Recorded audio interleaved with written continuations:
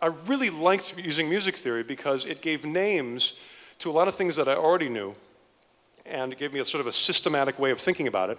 And it also introduced me to things that I didn't know. And for example, the difference between a major and minor sixth in a minor scale. And when I went to school, I was going to GIT, I was 17, and I was really into metal. So I had learned a lot of natural minor scales, because like if you play Stairway to Heaven,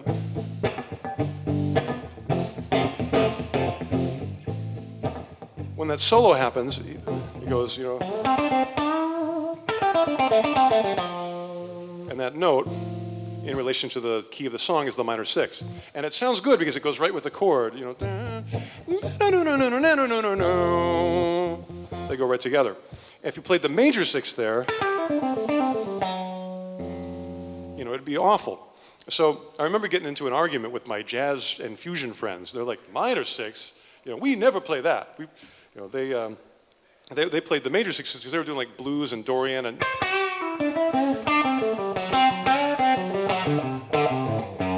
that kind of sound. And that can work with like AC/DC, you know, if you listen to like,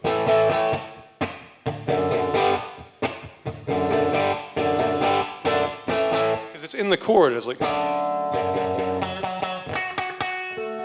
has that major sixth in the chord, so you can use it in the scale to go with it, you know.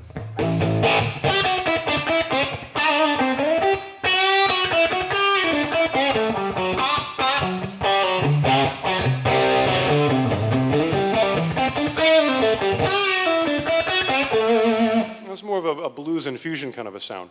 And I didn't know about that. I really hadn't played that style much. So I was playing natural minor over blues, and it was really, you know, really sour. So the trick is just to know enough music theory to be able to analyze the chords, know what the key center is. You know, I'm throwing terms at you, sorry. You know, write down key center, learn what those are. Analyze your songs, figure out what the key center is, and make sure that the notes match the scales. And again, a song like Technical Difficulties, I was very aware that this is C Lydian.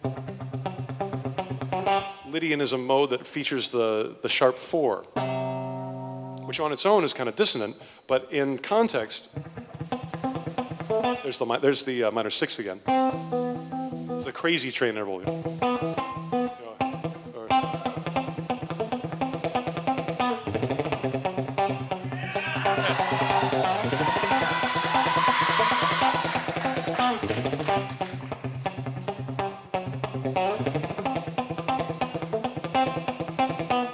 So I was very aware of that. I'd been learning a lot of harmonized scales at that point, you know, trying to learn a scale in every position of the neck. So in other words, if I'm playing A minor, I want to be able to play it starting on each step of the scale, you know, starting on the root, starting on the second. And that's, you know, this is all stuff that's widely available. You can see it in my first instructional video.